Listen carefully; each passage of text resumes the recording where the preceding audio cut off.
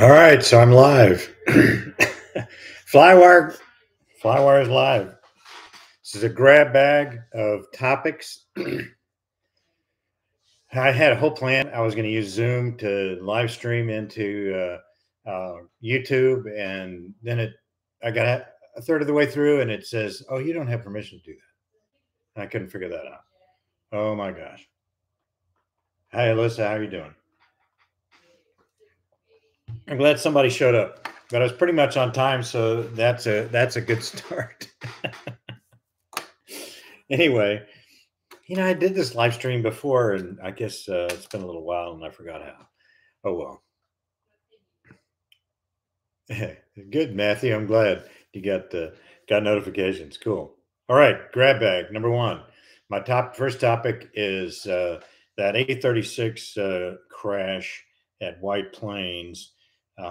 There's nothing really out there right now for what actually happened. I mean, the prelim's not out; it just happened recently. I mean, there's a little bit of stuff on. I have heard the audio from the whole thing, and I've seen the ADSB and the track. And if I was on Zoom, I had that track for you. I was going to show that, but oh well. Best laid plans of mice and men often go glazed. So anyway, what I was going to say was there's a lot of people talking about this accident out there, and what strikes me about this is this fella, he had an oil pressure issue. Turns out he probably had a cylinder fail somewhere in there, but what he noticed was the oil pressure, and that's what he talked about.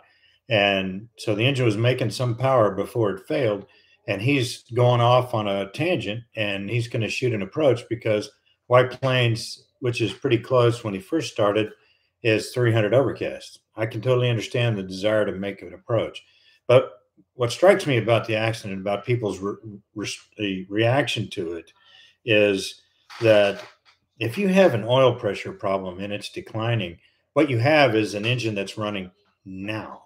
It's going to fail. It is going to fail, and you got to consider that. And you can't fly the approach. It isn't going to happen.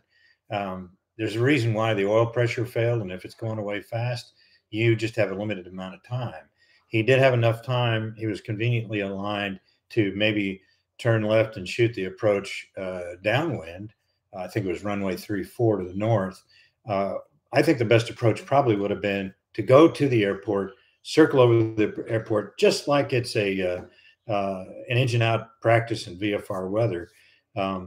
It's not, but you can steer to the airport. You can know how far away you are because you just can't bank on the engine getting you to a line and shoot the approach and all that stuff. So that's my issue there, is that I see that more and more as people focus on a couple of things. I think it's in the wrong direction. One is they're focusing on the airplane. I'm going to save the airplane. I want to shoot an approach. I want to land at an airport. I got to land at an airport to do that. And when the engine fails, you just may not have that option. So the number one thing mindset I think people have to get in their head is the airplane failed me. Its sole purpose is to get me on the ground and my passengers on the ground in one piece as much as possible. And that's the real thing that needs to happen there. So anyway, I've just seen so many people on various chat forums. They're talking about all the different techniques and strategies, and you can do this and fly downwind, and then you want to have a higher sink rate, so you're going to you can't really fly the glide path, and it gets really, really complicated. And what I know about emergencies is you're not going to have the brain bites left to handle that. So you're not going to be thinking about that. So to me, keeping it simpler is better. It's the best strategy. And if you break out at 300 feet, you're not conveniently aligned with the runway. Well, you do, depending on the avionics you have, ForeFlight's going to give you an extended centerline, and you'll be able to manage that. But and that's kind of how you should do it. But if that doesn't matter, actually, because especially if it's an airport, there's going to be clear area, and you shoot for that clear area in the land. Okay, not with your gear down. So anyway, that's my take right now on the accident. May or may not cover it depending on what uh, what the results are of the prelim. But anyway, we'll get to it. All right. So I was said my other topic was suspension my UPRT program of the Bonanza. I just put a new engine in the airplane, newly overhauled engine. It's a great engine. It's powerful. It's awesome. And I was doing some upside down stuff a couple of days ago, and it started leaking from the front of the case. So I think that what I narrowed it down to is I think there's a plate cover there, and I want to get that. I need to take care of that before I go do any more of that stuff. So I know a lot of people are calling me right now and emailing me, and I'm not responding. It's because I have a helmet fire trying to deal with this problem. So I'm going to back off any of that. I think I'm going to watch the leak, and I'm not going to stop flying. Just have to clean it off the windshield, etc. But I'm not going to go upside down in it for a little while. So priorities are priorities. Which brings me to what my real helmet fire is right now. That is FlyWire's World Headquarters 2.0.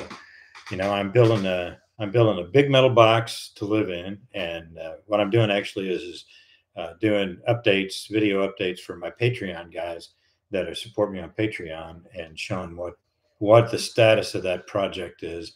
Sometimes it goes fast and sometimes slow, and well, we got a slab on the ground right now. But then the building was a hiccup, so we don't have the building to start putting that up next week, and it's going to rain next week anyway. Yada yada yada. Anyway, that what I'm saying is I'm my own GC. I've done it before, so you can count me crazy for doing it again. But there it is. Maastricht, Netherlands. Awesome. Welcome, Simon. Happy to have you. Okay. Let's see. Scott Fraser from Edinburgh. Oh, yeah. Cool. I said that right. Edinburgh, right? I've been there before.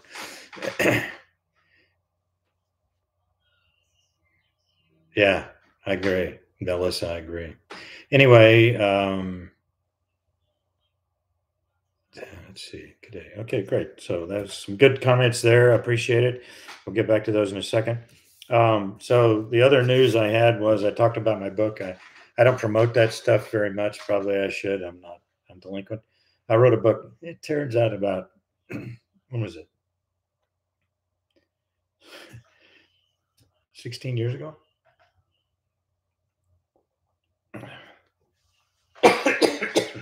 It's a techno thriller, military techno thriller about Afghanistan.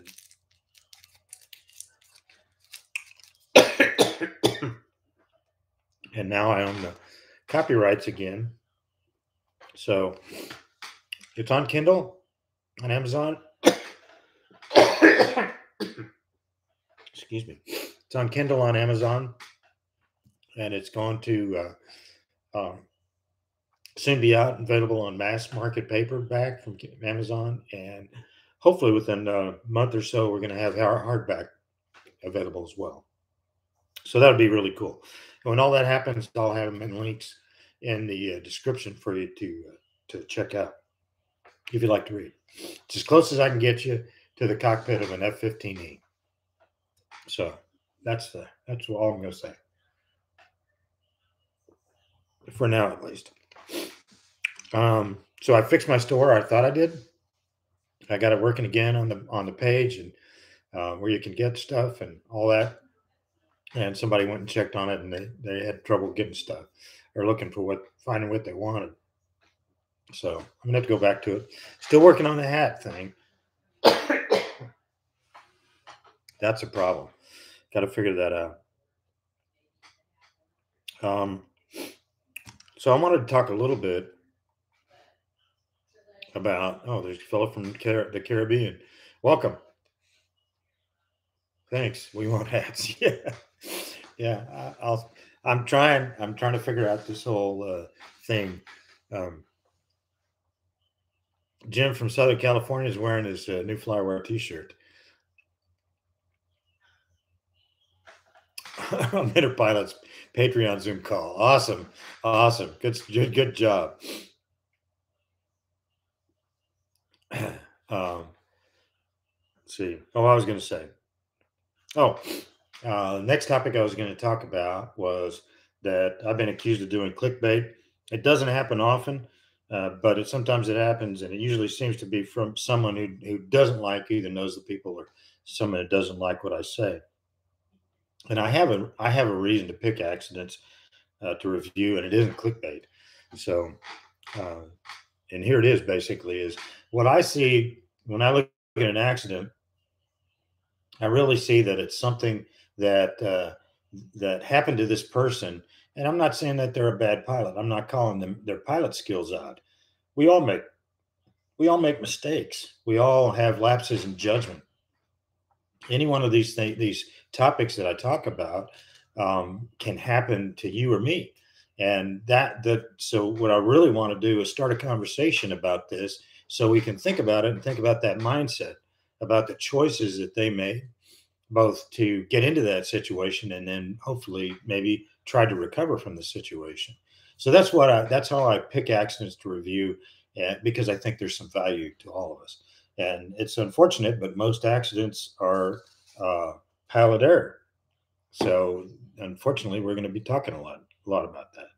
And but again, I'm not calling out the pilot in particular. Fortunately, some of the higher profile reviews I've done, family and friends of the people involved were actually appreciative of the what I had to say about the accident and how it happened and what we can learn from it. And I appreciate that, because I don't want to cast aspersions on anybody. I mean, like I said, any one of these type of situations could happen to any one of us, and it's how we deal with it in that time. So that's my 2 cents on that. Um, hey, I'm going back to the UK this summer. If you're thinking about, if you guys in UK are there, um, Dan Drew's asking, "Are you doing the B Triple P in Arlington?" I'm planning on it. I got to look at my schedule. Like I said, I got the helmet fire going on with 14 different things right now, living in temporary quarters and airplanes everywhere. I have 2 annuals due, a lot of weird stuff. So, but I am planning on going to Arlington's B Triple P. To get back to the UK thing, I am going back to UK this time, and family's going to come over, my grandkids, and we're going to do a cool vacation and stuff. See some stuff over there. So I probably won't be able to see all the airports that I want to, but one of the things, I'm actually going early, and the kids are coming over later. I'm going over to convert my license to a UK license so I can fly G registered airplanes, because it's real pretty and there's a lot of cool flying, and they're just going to love my American accent. All right. All right. Hello from Hungary. Gold plated junk. Enjoy your food. Uh,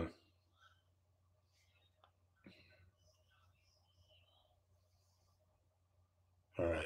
New Zealand is preparing for my visit. Right. I want New Zealand is very high on my bucket list. New Zealand and Australia. It is really, really high on my bucket list. So another one from Montana, ASM. So that's pretty high there. So anyway, going to back to the UK to convert my license, and I'm going to cover that with some YouTube videos and stuff. So that'll be fun, and should be some more updates on that Spitfire restoration as well. That's pretty cool. I got to get this program. They don't use ForeFlight very much, or Garmin Pilot. They use SkyDemon, which is specifically tailored for operations there, and it's actually pretty cool. Flew with it when I was there last September, and it tells you a lot of good stuff that you need to know. Newburgh, New York. Hey, how you doing? Well, good to hear you or see you, whatever it is. All right. Time for questions. I did get a question sent to me before, as a result of the short grab bag announcement, um, and it was about he was fellow related, Gary Stevens actually related. What went for a flight with a fella, and the guy just freaked out on takeoff and grabbed the yoke and started pulling it back, and he had to fight him for that. And what Hey, Rod. I still want to call you about and talk about ditching. So if I can get around to it. Anyway, the about freeze ups in the cockpit. And I've actually had this happen to me and a student. I was teaching spins to in the M26 Airwolf to some Venezuelans or Venezuelans years ago, and they bought 5 of them. So I was checking them out in the airplanes, and we were doing spins, and they had apparently never done spins. And this one student, pretty good, but he did the spin recovery and then unloaded, but he did not take out the rudder to stop the yaw, and the airplane what it does is it'll go over when you unload, it'll go over and invert and then do a spin the opposite direction because you just told it to do that. And I had to fight him for that. Fortunately, I'm not a small guy, and I overpowered him. And generally, that's been my strategy. I have looked at a couple of accidents that have happened with CFIs, particularly young women, who it looks to me like apparently a freeze up situation, and they don't have the strength to deal with somebody.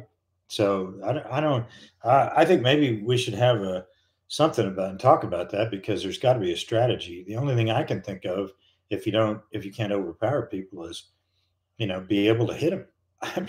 I mean, I hate to say that to resort to hitting somebody, but if they're going to kill you in an airplane because they're frozen, well, they've kind of uh, lost that protection, so to speak. And if you're in a tandem seat airplane, uh, maybe it's a good idea to have a little bat you can reach over and whack them with.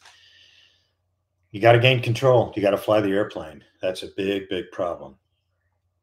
So maybe we'll take a look at that for topics later for videos. Wild Bill says he loves Northern England, Scotland, New Zealand, and Australia. Yeah, my bucket list too. So the cool thing, I was stationed in England for 3 years, and we did a lot of flying there. And the cool thing about England is, when the weather's bad like it is right now, um, when it's somewhere it's good.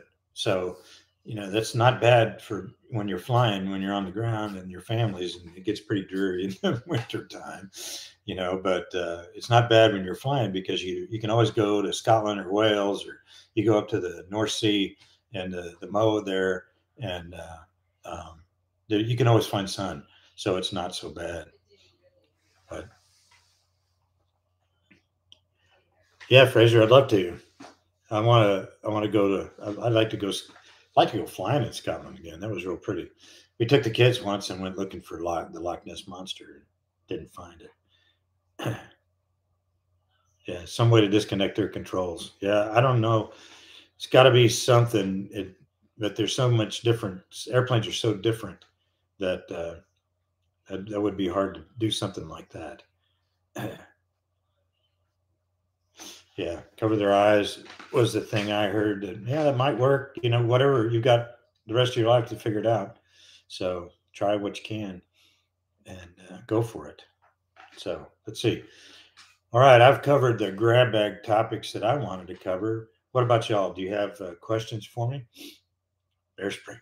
That's uh, not bear spray so much, but I wouldn't do an elbow to the throat. That might really hurt them. But whack them upside the head. But uh, what tear? What is that stuff? Uh, Tear gas? Yeah, tear gas might be pretty good. Better royalties from ebooks. Um, well, thank you. Um, yeah. Well, the royalties weren't great for the previous books when I was selling on Amazon, but the rate I think we're getting now is much better than it was before. So that'd be pretty good. Pepper spray. That's it. Yeah. Eyes or throat. That's probably not a bad idea. Is to have something like that on hand. Uh, Pretty good. 86 to 90. Arnie, I was at the Heath in '92, and I flew in the Aero Club when I was there at Lincoln Heath. That was pretty cool. So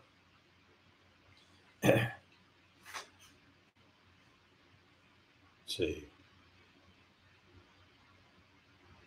A stick Velcro to the top of the cabin or top of the panel. Yeah, this is for you if you freak out. I'm going to give you a headache. But I mean, it's kind of unusual, but it does happen. So, what about you guys in Australia? What time is it there right now? You staying up late, or is it early? Are you already the next day?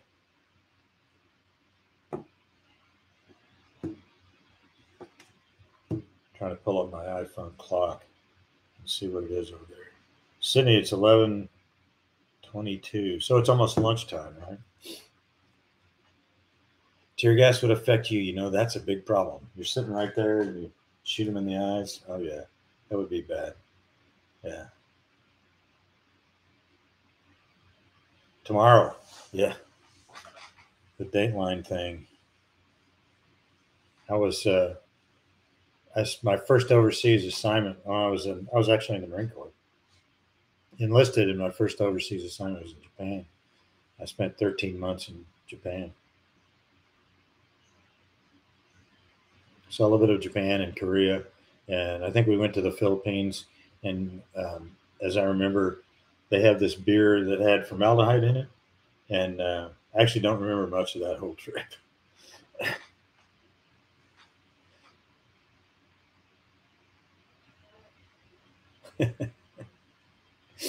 Yeah. All right. So anyway, like I said, what I was doing, building FlyWire World Headquarters 2.0. I'm living in a great big metal box, and I'm going to build an apartment in the back that have big enough for a garage area and airplane area, because I have a couple of airplanes, so got to have room for that, and I got to have room to work on them. So it's going to be big, but some people may say that I'm a prepper. I'm not a prepper. It's just that I'm going to have solar power for backup. I'm going to have a backup generator, because when I was stationed at Seymour Johnson in North Carolina, I was there for 5 years. We had 5 hurricanes. One of them came back twice. It came and hit us, and it went offshore, hung out for about a day, and it came back and hit us again. And the shortest time we were without power was about 3 weeks. And then the longest time, I think, was not quite 2 months. And I'm telling you, in September, air conditioning would be a really nice thing. It's so bad that if you have refrigerator, it's like nirvana. So having backup power when we have grid problems is real important to me. So that's my thing. Yeah, pepper spray is a problem. Hanger home question. Hangar separate from the home or connected. So where I lived previously was at Borland Field Estates, which is an air park southwest of Fort Worth. And we lived there 22 years. We actually built another house and hangar. And so the house and the hangar were connected there, and they had to look alike. So you couldn't have a metal building or whatever. But anyway, they had to look alike. So that was that. And I don't want that anymore. I don't want all the hassle of maintaining a house, a yard. I don't want that. I'm going to mow weeds, once in a while. So just going to live in a great big metal box. The apartment's going to be in the hangar.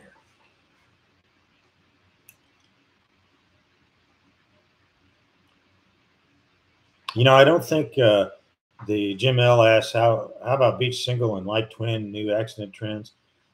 I haven't really gone in depth through the accidents to see if there is a trend right now. And he asked if it's a doctor killer or safer, and have new glass panels. I think that's what your question is, made a difference. And I would say, no, I don't think the glass panels are actually making airplanes safer. I just, I don't. But as far as being a doctor killer, no, it's not. I think, not to be cynical, but I think that's more of the seriousness now. But the thing about the doctor killer is what people don't realize about the Bonanza is the VTOL in particular. It is at yellow line, 160-ish knots. That's yellow line. The ruddervators have 9 Gs of authority. 9 Gs. I mean, in other words, you could pull 9 Gs. Well, the airplane in the utility category is stressed for 4.4, which means that it will fail at 6.6, but you can snatch 9 Gs. It'll break. And that's fundamentally where Dr. Killer comes from. One of the other situations that kind of gets you there is the Bonanza is slightly unstable in roll. And that is what makes it such a nice handling airplane instead of a very stable airplane where you got to fight it that flies like a truck, like a Cherokee 6. No offense. But so the Bonanza handles really well, but there's a price, and that's that instability in roll. And if you're not paying really close attention, it's easy to get into a spiral and where the airplane's trying to reach its trim speed. And okay, it's actually trimmed for 808, but proxy is the speed. That's what we have. So it's trying to trim for that speed, but ends up digging into the turn and increasing bank angle to do that, which increases the speed and the G and the turn, and I call it spiral divergence. That's something that you should check out in the Bonanza program. That's why the B-Triple-P program is really good to go through. And if you haven't done that and you're flying Bonanzas, there's a couple of things that are gotchas, and you really need to do it. So I think ABS is one of the best type clubs out there. Okay, what have been my worst in-flight emergencies since you've been flying? Well, I don't know. I don't want, not one that actually stands out. I've had a lot of stuff, hydraulic failures, engine fires, stuff like that. I was doing a mock run in an F4 once, and I had an engine fire, and you can't just yank the throttle to idle when you have a fire like that, because if you're doing mock and you do that, you create this real asymmetric situation. So that was a bit of a concern, is trying to slow down enough to where I could actually pull the throttle idle without losing control. So that was one. Another F4, I had a total electrical failure at night, and I was being vectored around. I was doing pattern work, doing instrument approaches at night, and I had an electrical failure on downwind. And then we have a little peanut gauge, and the battery is enough to run the peanut gauge, as I remember, for 9 minutes. I think that's what it was. I don't remember exactly, but and the radio. So they gave me a talk on to final and broke out of the clouds and landed. That was kind of exciting. So, all right. Yeah, it's just after midnight in the UK. The F-15 Eagle. Yeah. So for years, people would find out I was retired from the Air Force, and you just retired or whatever. So what was it like? Do you miss the Air Force?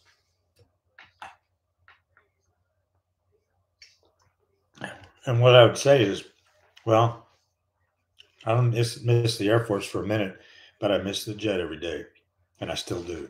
Yeah, the F-15 was one fun airplane to fly, and I'm excited to hear that they're going to buy a bunch of EX models, upgraded, and we'll have F-15s flying for years and years and years. It's a fantastic airplane. It actually meets my number one criteria for what makes a successful fighter, and that's its ability to be upgraded. The F-15 can be upgraded in so many ways because it's just it has the volume, it has the strength, it's robust, and you can put bigger engines. That's what they're doing, and better radars, all this other stuff. It just does that. So the Mustang was like that. The F4 was definitely like that. I mean, it stayed around for so long. Did the Israelis stop flying theirs? They were flying theirs. I think the Israelis and the Turks were the ones flying. F4 is the longest, but an incredible airplane. The Spitfire, they ended up having what, 21, I think, 21, 27 marks. So the hallmark is that it can be upgraded. The Corsair took a lot of upgrades as well. That was a good fighter. Some are just not. You just can't upgrade them like the F-35. So let's see. Yes, you don't need backup power. Well, DKS 13 says, would you say the UPT is hard for guys with some talent? I have several buddies who did it okay. Well, you know what I would say really about success at UPT is it's a matter of want to. I think that if you have enough talent, especially to get accepted, um, then making it through is really how much you want to do because it's work. It is stress. It is a year long, and that's stressful in itself because you can't do anything else. You really got to focus on that. So if you can do that, how much do you want to do it? And uh, CW Lemoyne's got this thing on that he put together on Facebook called "Make Him Tell You No." Go to that if you're interested in flying. Go to that because really you got to do that. Make them tell you no. Do it. I started. I was enlisted Marine after high school,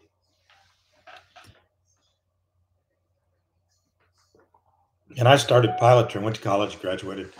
Went. I started pilot training on the day I turned 27 and a half, which was the limit. And there was no waivers. So make them tell you no. Let's see.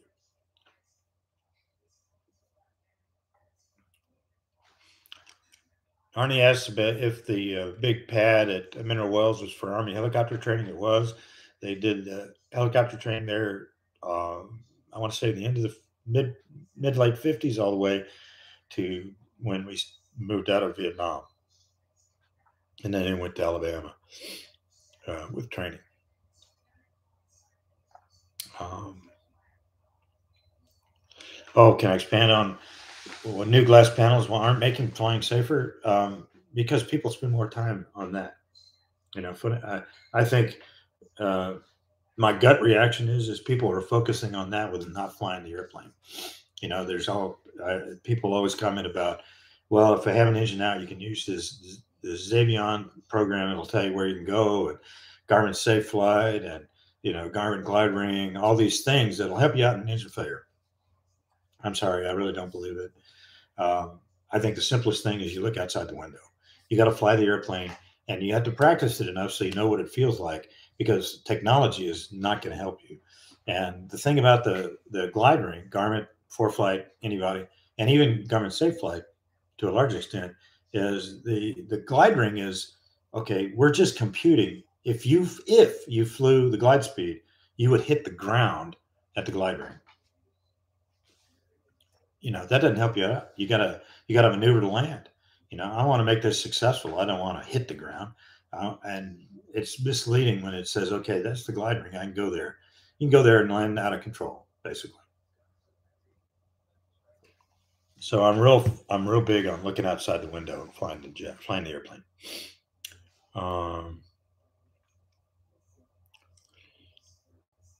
The Debonair has interlinked flying controls. The rudder and ailerons are connected in Bonanzas. Yes. Can you tell me more about how pervasive Boyd's influence has been on you and the wider military aviation community? It isn't just military aviation, I'm telling you. So I knew all about John Boyd's theories, his energy maneuverability, piece of best diagrams. That's how we learned the jet. That's how we learned our enemies. All that stuff. It's how we figure stuff out. And I didn't know it was John Boyd. Okay, because the Air Force, they got pretty mad at him. And John Boyd was responsible, fundamentally, he was responsible for the F-15, the F-16, and the F-18, because that was built for the F-16 program. And the Navy and the Marines bought it. And the A-10 too. So everything we had flying, and we had basically flying, was a derivative of what Boyd did. And Boyd then moved from air concepts into how to think about battle. So I did a video called about the OODA loop, just tremendous. And fundamentally, he was a military strategist that was way beyond his time. And what happened in the first Gulf War, and to a large extent the second Gulf War, the strategy and how to make the attacks and how to integrate air and all that stuff, is John Boyd. So John Boyd changed warfare. He was tremendous. Absolutely was. Safety briefing not to grab the yoke. Uh, yeah, if the heat seat starts to slide back on climb bound. Yeah, absolutely. That's a huge problem. Um, this is not, your seat's not going to fall out. So don't grab anything. Cessna 210 flies more stable than Bonanza. It does. It's heavier and carry more payload. Yeah, I'll agree with you. You know, it's about as fast as the Bonanza, and you can carry more payload. True, but it doesn't handle like a Bonanza does.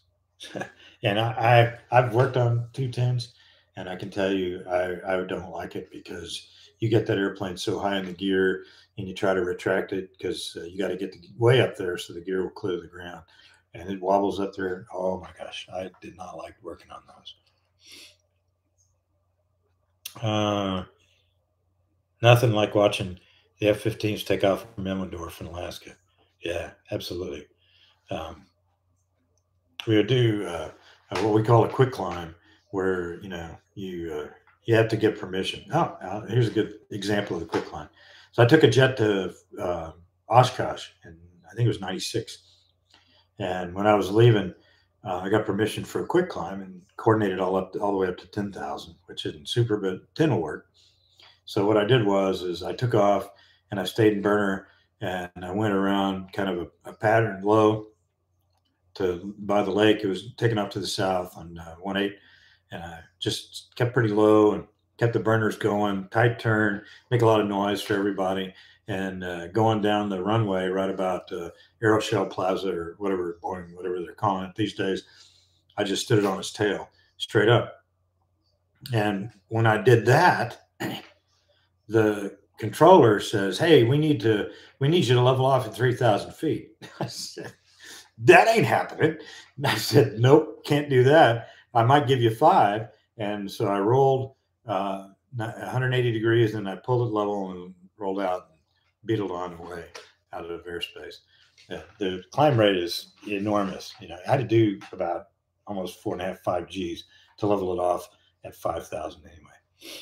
So way fun, way fun. Used to go much higher than that for a quick climb though. Let's see. Any thoughts on Microfi's flight simulator? Um, I'm not a big simulator guy. I had to do it. I mean, we did it in the Air Force. They generally didn't move. I think they do now. I had to do it in the airlines. They move, and my gosh, it took a while to be able to handle 4 hours in a box, because that's what you do.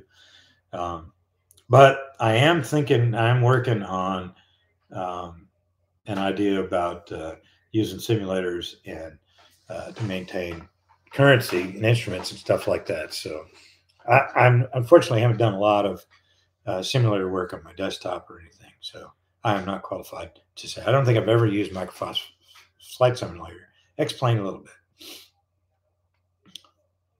I would think being a bit older than 21 would be good in UPT. I was 27 and a half on the day I started. My problem was always I never had a problem telling people what I thought. So I learned the lesson. I'm not sure if I actually, how we say, how that I lived the lesson, but I learned the lesson that it's better to never pass up the opportunity to keep your mouth shut, because people really don't want to hear what you think anyway. I didn't do that very well. Yeah, the F4, the Germans were flying it for a real long time. They were smoking F4s. I used to love jumping those guys in Germany back during the Cold War days. A lot of fun. What fun.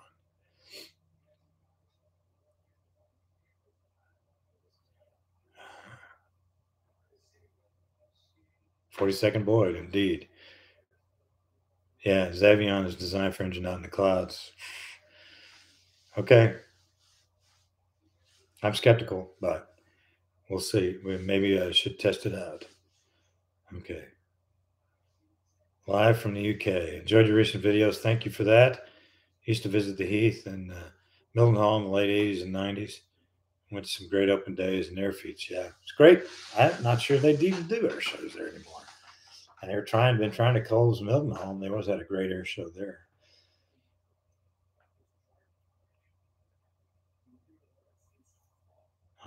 let's see. Microsoft Flight Sim is part of my pilot training. How many practice checklists and landing? Yeah, it's good. I think there's a place for procedures and stuff like that using a sim. I definitely believe that. Okay, so let me tell you a little story about simulators, and maybe hopefully I won't cuss. So my last job in the Air Force was teaching new guys to fly, and I was moderately senior, so I did some time as an evaluator, and for a stretch they had me always doing the review rides, and somebody's getting ready to bust out or whatever. I would do so I remember there 88 rides and 89 rides is what we call them. And I flew with this kid who he was busting out in air to air, and the whole comport, the whole thing is when you get here at this stage, we don't want to wash you out because we got a lot of money into you. And, I don't try to wash people, but sometimes you have to. So this, and I want to give him a good benefit of the doubt if he could make it, if he could do these things. It was offensive BFM, basic fighter maneuvers, 1v1. So this kind of stuff. And you got to talk with your hands because, you got to show how things are going in the relationship of two airplanes to each other. So you got to talk with your hands. So anyway, I was the bandit, I'm the IP, I'm the flight lead. He's a student in the wing airplane. And I spent, I want to say probably 2.5 hours briefing him on what we're going to do. We briefed early. Generally in the Air Force, brief a lot, especially on a training sortie. So I briefed him for, I don't know, 2.5 hours, I think. And I covered everything. Okay. Because I was a bandit, I said, this is what I'm going to do. When we do this maneuver, this type of engagement, this is exactly what I'm going to do. And then I want you to do this to react to it. And if you can do that, meet the criteria, then you pass the ride. So we went and we flew. And it was bad. It was just not good at all. It was just not good. But we used our gas. We tried to eke it out, but the whole ride was bad. Okay, so go back in and do the debrief, and you pays your money, so you're going to get the whole enchilada. And it was, I want to say the debrief was like 3 hours. So 1.5 for the flight, an hour and step. This is a full day, absolute full day. Everybody's exhausted, but got to go through all the learning points because that's the way you do it. That's the way you get better. And I could tell the kids getting frustrated. So what I did, I at the end, I'm finished debriefing. I said, okay, here's the time for questions. I see you're frustrated. What do you have to say? And he said, well, it's just not like this at home. I said, my response was, what? What the hell are you doing? Did you take my $44 million jet home last night and practice this sortie before, what are you talking about? He says, well, I've got Strike Eagle simulator on my desktop at home, and I went and I practiced the entire ride. I said, you just risked your entire life, your entire career, everything you've been betting on and working towards on a computer game. And I was in the squadron when these people who wrote that game came through, and what they really wanted to do is take pictures of our dashes, the cockpits, so they could make it photorealistic and all this stuff. They didn't pay any attention to how the jet flies, tactics, any of that stuff. They knew it all. That's not reality at all. And I said, I cannot believe that you risked your entire career, what you dreamed about doing, on a stupid video game from people that have no idea what flying is about. So I said, here's the deal. Because he was, when people are leaning forward, even if they fail, but they're trying really hard, and they're trying really hard, and they're not faking it. They're having problems, and you can't, you work to try to find the root of the problem. that's the thing about teaching that I enjoy, actually, is find the root of the problem, and we can figure that out and make it better. So with this kid, I said, here, I think this is your problem.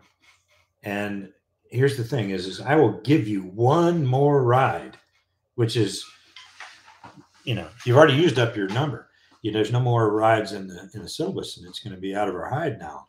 That money and all that stuff. So I said, we'll give you one more ride. You can get a practice ride, and you can have one more ride for the check ride review. If you make me one promise, and that's never, ever, ever play a video game again and think it has anything to do with real. Okay.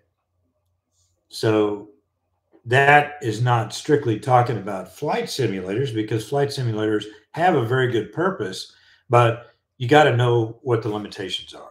And this kid did. I mean, I said, you have this, I'll give you another ride, but if you bust another sortie throughout the rest of the training program, you're out. There won't be any review rides or anything. There's no questions. You bust another ride because you had a bad day or something, you're out. There's nothing more we can do. And the kid made it through. He did great. As far as I know, he was still in and made it a career. So real happy about that. Got to catch up on their comments.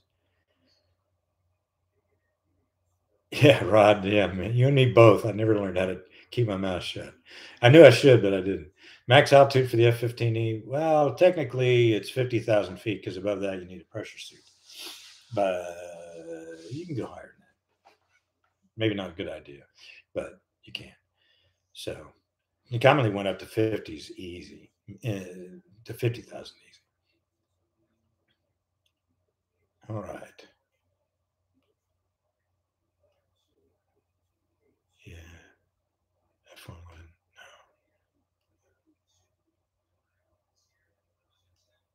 No. Night flying. Dangerous, yeah. Night flying. I tell you,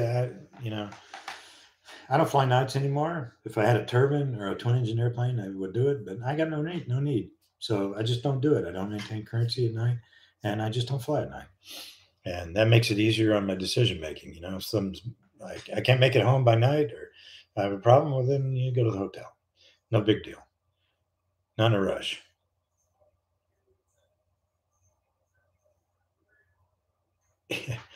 Yeah, you're right, Alyssa. Home simulators won't teach you how to fly an airplane. It teaches you the procedures and stuff like that, and that might give you a heads up.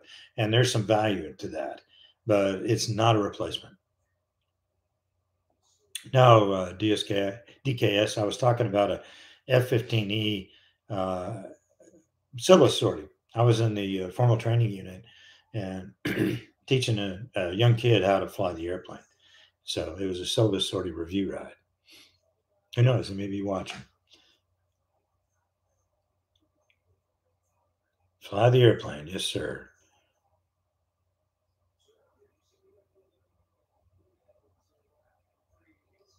The F-22 Bravo Foxtrot. So I got laid off from American. That's who I flew for. Got laid off from American, and somehow somebody I knew some people at GD, and they ended up interviewing me for F-22 development job, and it was supposed to be in Fort Worth, and we lived there. So hey, this would be great. So they said, hey, let's come to Atlanta and to Georgia, and we'll do the interview there. And then they said, okay, we want to hire you, but you're gonna have to move here. And I go, what?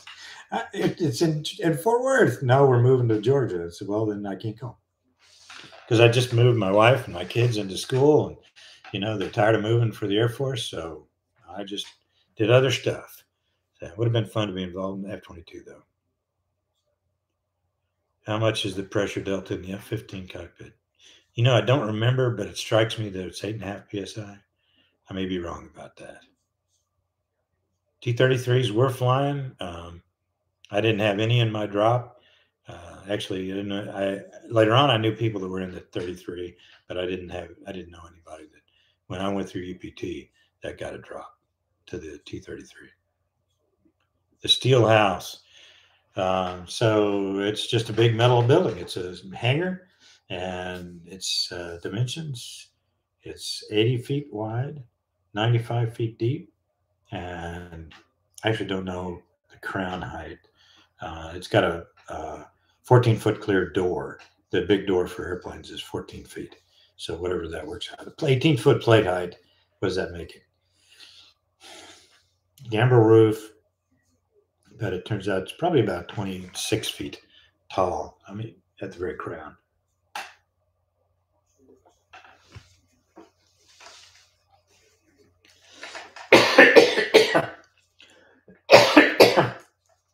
MiG-25 Fox bat, in my opinion. Well, the advantage of the MiG-25 couldn't turn. It was just really, really fast. So high fast flyers are a problem for anybody. Because if you go real fast, your missile has a longer pole. It can go farther because you impart the speed of the airplane to the missile, and then it goes too. So it was formidable that way, but it couldn't turn. So, it was a head-on thing. So but the way to fight MiG-25 was head-on. So it's kind of a dual. I had one of those. I seem to remember when I was flying over Iraq after the war, we were doing Operation Provide Comfort or something like that. And maybe I didn't have it, but somebody had a high fast flyer, but he bugged off early. So I never even had a ROE. He didn't hit the border to make him ROE acceptable.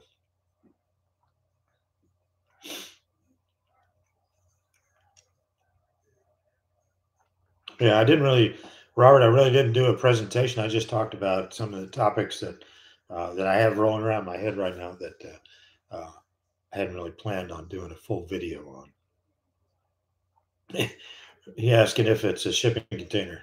No, it's not. It's a metal building, and it's a bolt-up metal building with our panel on the sides and all that stuff. And you probably see them in retail places and stuff like that, warehouses. It's a warehouse for airplanes. Living quarters have 2 floors, yes, because I don't want to take up too much space for my airplanes. So yeah, living quarters on. We're living stuff that is totally downstairs. So guest rooms and stuff will be upstairs. Bobo says, want to say something. I love your stories. All the great achievements will made my life. Thank you. I'm glad I'm an inspiration. I hope so. That would be nice. I'm just an average Joe who never really accepted the people telling me no. So Monty's asking, how many airplanes can I get in my hangar? Well, I've had 4 in a 60 by 60 before. So I think with this one, I could probably get 5, maybe. Still, that would be pretty tight. But don't want to have them too tight because then you might ding one when you're moving them around. Well, I appreciate it. It's been not quite an hour, and lots of folks showed up. I appreciate that a lot. A lot of good likes and some good questions. And we'll do it again when I can sort out this whole Zoom thing, and then I could show you the stuff I planned on showing tonight. I apologize for that. I couldn't make that work. Thanks, Alyssa. I appreciate it.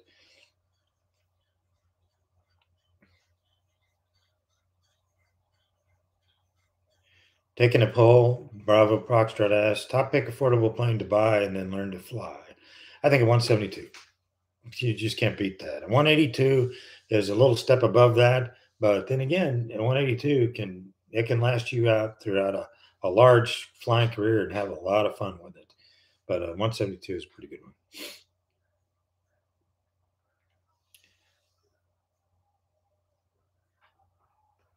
Thanks, LaPointe. I appreciate that. I try to be accurate and not just make it up as I go along. Thanks a lot. I appreciate it, and I appreciate your support and appreciate you watching. We'll see you next time.